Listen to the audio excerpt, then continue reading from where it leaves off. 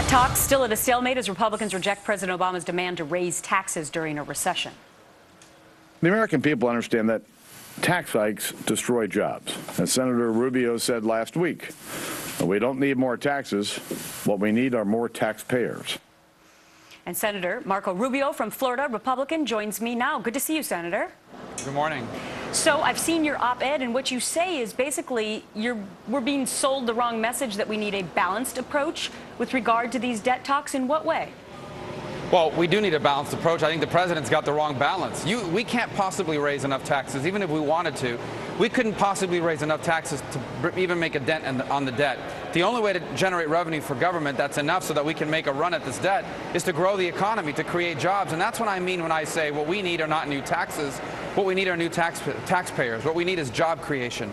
And more people working means more people paying taxes. And the way you do that is through regulatory reform, and by simplifying our tax code. You lower the tax rate for everybody by getting rid of many of these unjustified exemptions that are the result of good lobbying, not good public policy.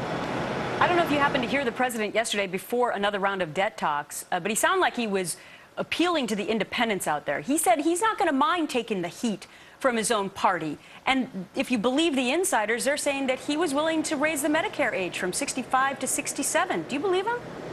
Well, I don't know what to believe. I haven't been in those conversations. All I can tell you is that that's where the money is in terms of on the negotiation side of the spending side. And it's not just about balancing the budget. It's about saving these programs. Medicare is going bankrupt.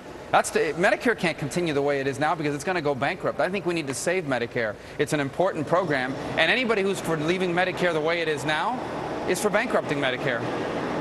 You're one of the more conservative voices, and apparently in the House now, the rumbling is that many of the members of the House do not believe that the August 2nd deadline is a true hard and fast deadline, and that they will never pass. They will never have enough votes to pass a debt limit increase. What do you know about that?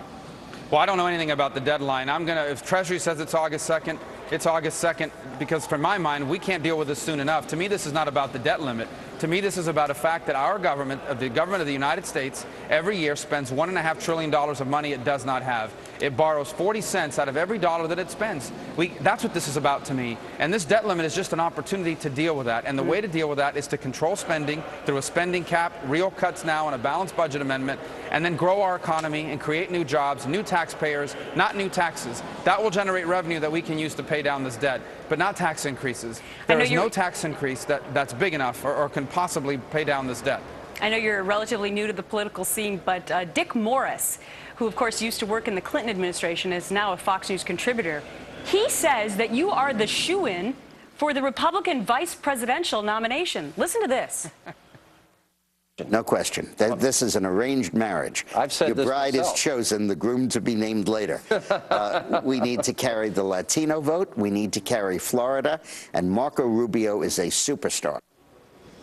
Is that true? Well, that's a nice compliment, but it's not true. I'm not going to be the vice presidential nominee. I'm going to focus on my job as the senator from Florida at an important time. You know, this job as being a senator is an important job.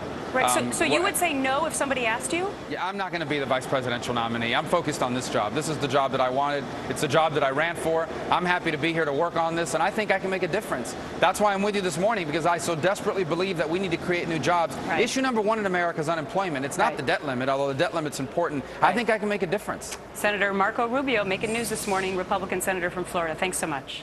Thank you.